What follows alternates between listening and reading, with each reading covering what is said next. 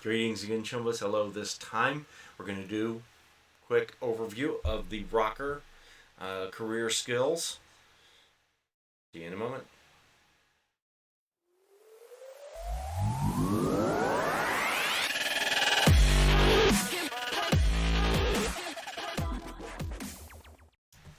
Alright, here it goes again. We're going to talk about the rocker boy, as it says in the book, over there. But we're going to do a quick overview of the career skills. Prismatic Leadership is number one.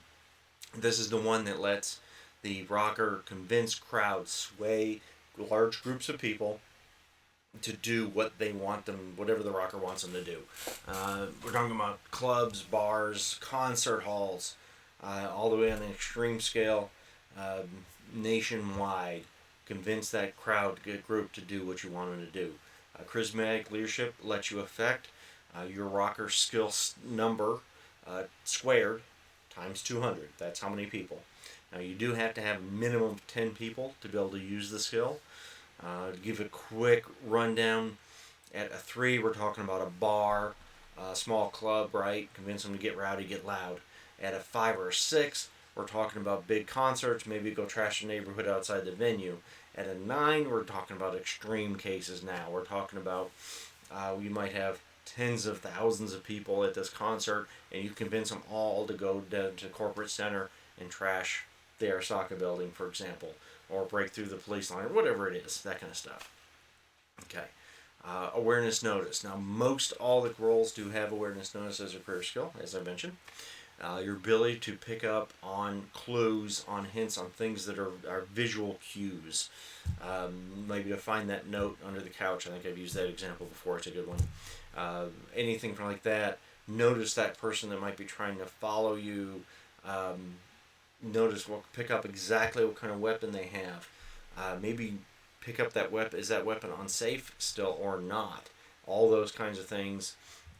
And many, many others. Anything that has to do with visual, potentially even audio cues. That's awareness notice. Perform is your ability to perform, to act out whatever it is. If it's a play, if it's a rock concert, or something else like that. To be an actor or actress, that kind of thing. That's perform, basically. Wardrobe and style. All right, now you got your knowing the right clothes, the right thing to wear, the right stuff for the situation. That's a big one and key with wardrobe and styles. For the situation. So you could wear the most trendy, hottest club wear out there, but if you wear that to a business meeting, you failed. That's not the appropriate thing for the situation. So wardrobe and style is your ability to pick out and know what the best thing to wear is for that situation, know what the trends are, all that stuff. Composition. Composition is writing out the song, the story, the report, the writing that, like I said, writing a book, whatever it is. But the act of composing that thing, that piece of music, those song lyrics, that's composition. Again, it could be reports, it could be other things that composition is used for as well. In rocker, in regards to a rocker, it's usually going to be a speech or maybe a speech or lyrics, song, that kind of thing. Brawling. Brawling is fist fights. It's learned on the street. It's not trained. You can't go get a teacher and learn to brawl. It's what happens when you're out there and you're just trying to save yourself or trying to push somebody around or whatever it is. It's that fighting style. Play instrument. Pretty straightforward, right? Play instrument, your ability to play that, your axe, your guitar, the drums, the whatever it is your instrument is, a freaking triangle, whatever your instrument is, whatever it is, it's play instrument is the skill. Now quick comment on the play instrument, I tend to want my players to pick an instrument or at least pick a type of instrument, strings, for example, or percussion, or even say a particular one on their play instrument skill, which means in the long run they might have multiple. They might have a very general play instrument skill that lets them pick up, if you have a good knack for playing music, you can pick up most things and try to figure them out if you're really good at that. That's your general play instrument skill. If you want to specialize in drums, for example, you might have play instrument percussion, and that is specifically for playing that kind of instrument because you can do that much better than your general skill. Or you might have strings, or it might be guitar. You might say play instrument guitar, meaning that you're extremely good at playing the guitar specifically. So, again, trying to do an overview though, not a play instrument video, but anyway. Again, if you want more detail on any of these, leave me a comment. Let me know. Let me know what you're looking for. If you have another way that you interpret any of these, let me know that too. Love to get in that information out there to the community, to the PunkGenerator and Cyberpunk community. And depending on what it is, I might just make a video on the way your group or the way your ref plays that role, or you as a ref play that particular skill. Go ahead and make a video on it too. But anyway, on with the list here. Streetwise, right? Streetwise, knowledge of the street, knowledge of connections, of where to get stuff. It might be an illegal substance. It might be trying to get a rip of that particular riff of that particular piece of music. It might be, could be almost anything. Particular weapon, handgun, whatever it is. Streetwise is your ability to get out there and go find it. Pick up rumors also. Rumors,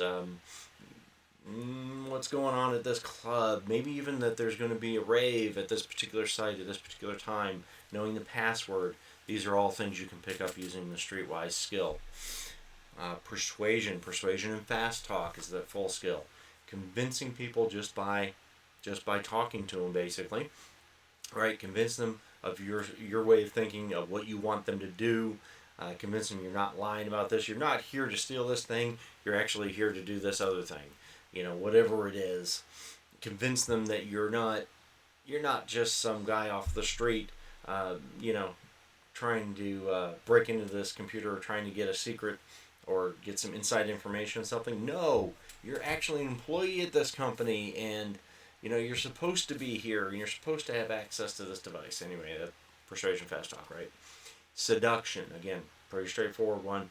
Your ability to seduce other players. Now, usually this is mostly going to be versus NPCs, non-player characters. If you can use seduction on another player potentially, but you get role play aspects too, and you can't. I would take this as something you can't convince another player to have their character do something that the player doesn't want him to because you're using this skill. Now, you may, as a role play factor, you may want to use the results of this skill as a factor in how the other player wants to respond or what they do. But, there you go.